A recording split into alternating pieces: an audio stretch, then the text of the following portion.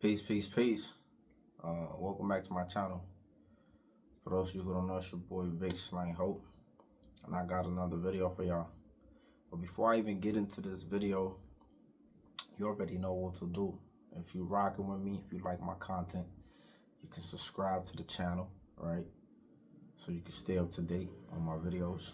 You can also click the link in the description below. One of them is for my book, Who Profits When Black Men Gangbang.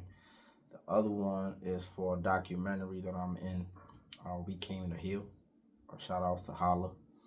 And my social media, that's just for you to keep tabs and stay connected. So boom, right? I used to wonder why like men that been in gangs, or are still in gangs and understand the severity or the problems that lie within it, why they never like chose to denounce or fully step away from them, right? I just didn't understand, like, if you get to a certain point where you understand gang life, gang culture, and how it has been detrimental to our communities, what is preventing you from actually speaking to that?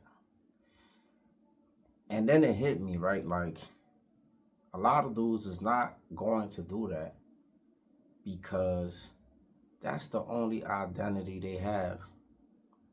That's the only thing that they have as an accolades that they have accomplished. There's a lot of dudes who've been shot, who've been stabbed, who've been cut, who's been to prison for this. They killed people for it. They done violent things to people for it, right? They spent some years putting in work, right, for this. And you asking them to kind of like do these things, speak out against some of these things, or just denounce, it's just something they're not gonna do because you're throwing away all their accomplishments.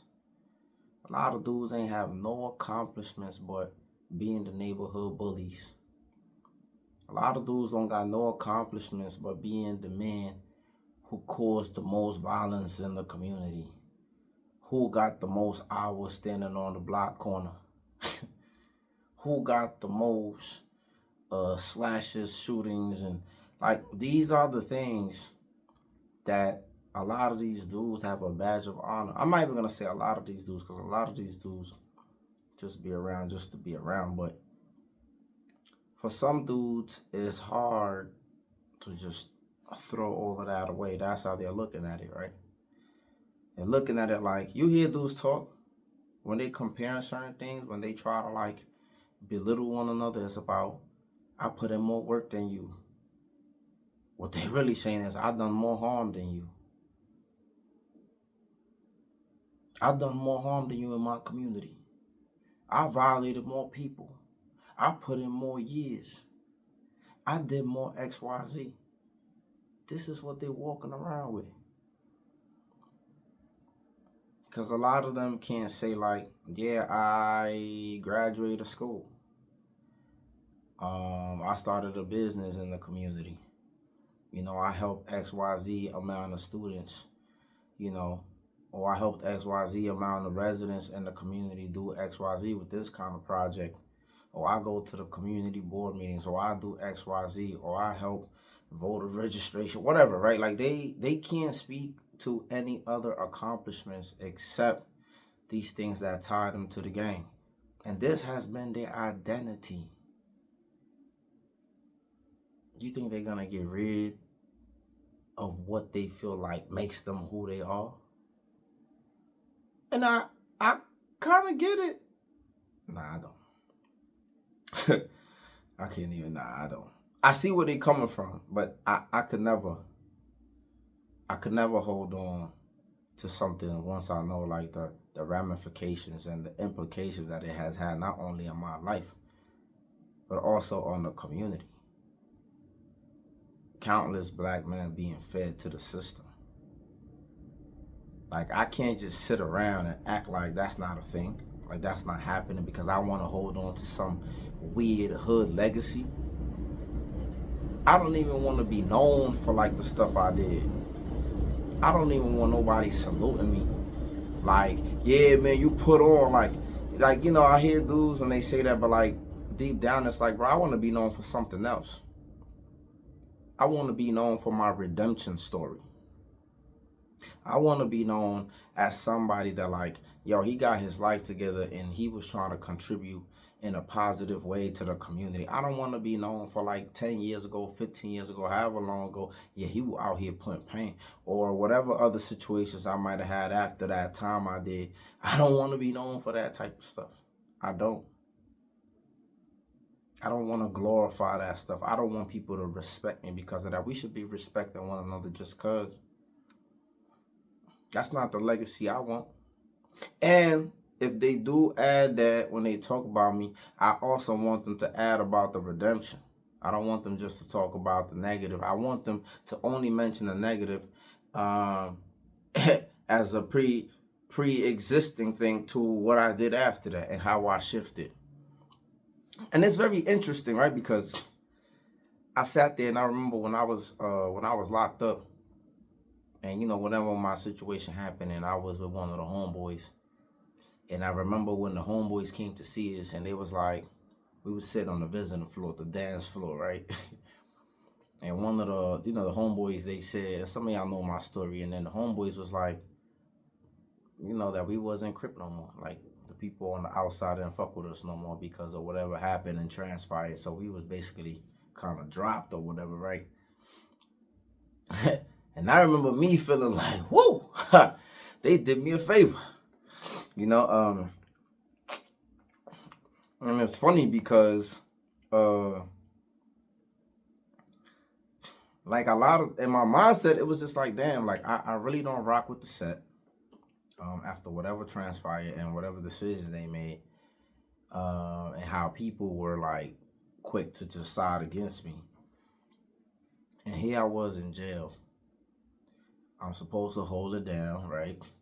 And then you have that pride of not trying to like drop your flag, especially being a Crip. And you have that male pride, right? That like I'm not gonna they're not gonna say I dropped my flag in jail. And at the same time, I'm not even rocking with my homeboys. Like they sending out kites on me. But me and my pride, I'm sitting here like, nah, they ain't gonna say I did that. Because countless Crips do it, right? So I got that chip on my shoulder. But I also got the reality that I'm not rocking with these dudes. And these dudes not rocking with me. So when that came about, I was just like, it was like a big heavy lift off my shoulder. Like, because I really, that pride that I had. And then so when they no longer see me as a member, I was like, okay, cool. You did me a favor. But my homie, he couldn't let go.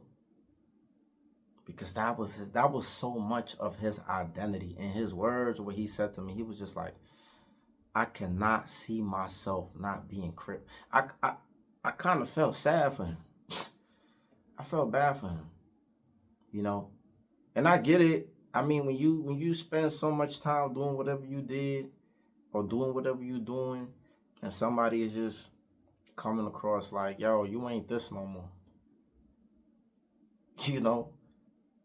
I could see how you could just feel like, nah, man, you ain't about to throw my stuff in the garbage. Like, I ain't put on, like, I ain't do this. Like, I ain't risk my life plenty of nights. Like, I didn't sacrifice and did all of this, right? I get it.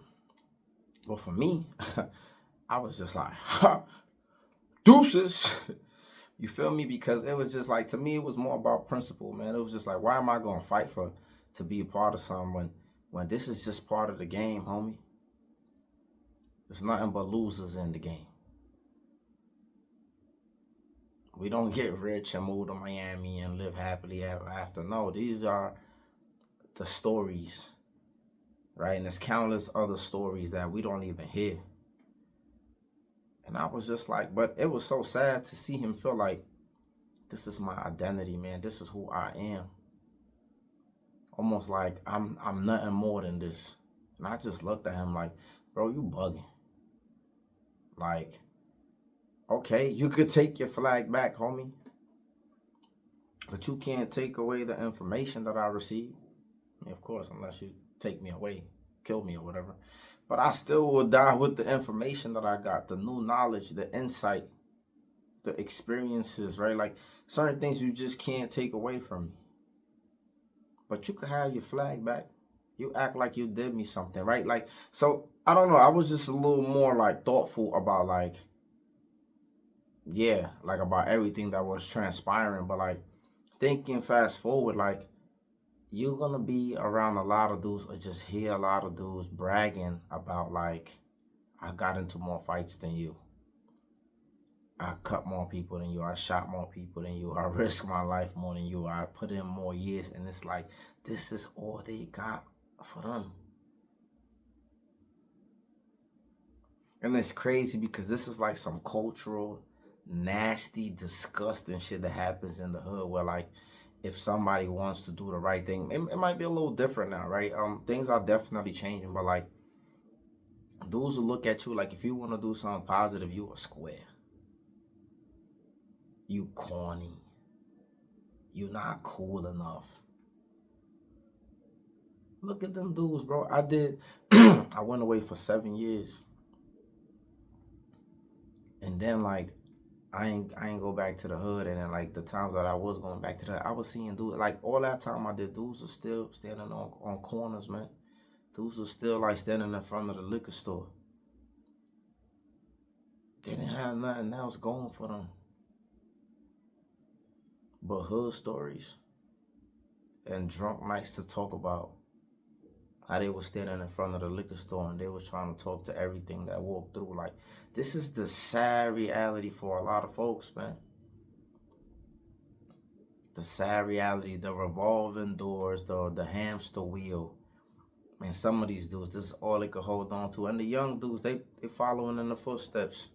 Some of the young dudes, right? They following in the footsteps. They don't got no identity. They're suffering from an identity crisis. They don't even know who they are. And then, I don't know what their parents are doing, man. And I don't want to just blame the parents, but like, yo, identity is a real important thing, man. And your first teachers is your people in the house who is raising you, who is telling you who you are, who is providing guidance. It's a lot of people with identity crisis, man. They don't know who they are. They don't know what they should do, which way they should go. And then they hold on to these movements or some of these things or life of degeneracy. And this is what they hold on to. They're crashing out over views. Some of these kids don't care they get time. Just so their name could go down as your son aired out the block with a switch, man. I remember in broad daylight, man. So they could say he was a real ninja.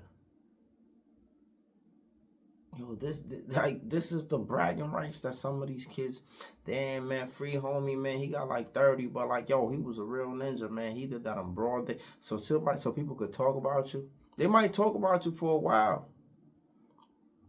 Most will forget you. Some like in their drunk nights or when they reminiscing, they're gonna be like, yo, remember the time what's the name did that, man? He hit up the block, and this is what they doing it for, man. This is what they doing it for, man. I'm grateful that my Lord, He just removed me from a lot of stuff, man. I'm grateful I was able to be a man, a character, like to kind of like embrace what happened to me and walk away, man, and get around some people that really supported me. Not for fake, not like the gangs and my gang or, you know, because don't get me wrong, I met some real people that I consider my brother today, man. It was a very small handful of folks, man. Shout out to y'all, man. Y'all know who y'all is. But for the most part, man, yeah, man, the actual supporters, man. Thank you, Lord, that you put me on the path where I was really able to build brotherhood with some of these brothers. And we was able to support each other. But a lot of those, man, is still holding on to that nostalgia. of the past, and it's sad. But let me know what y'all think, man. What are y'all thoughts in the comment section?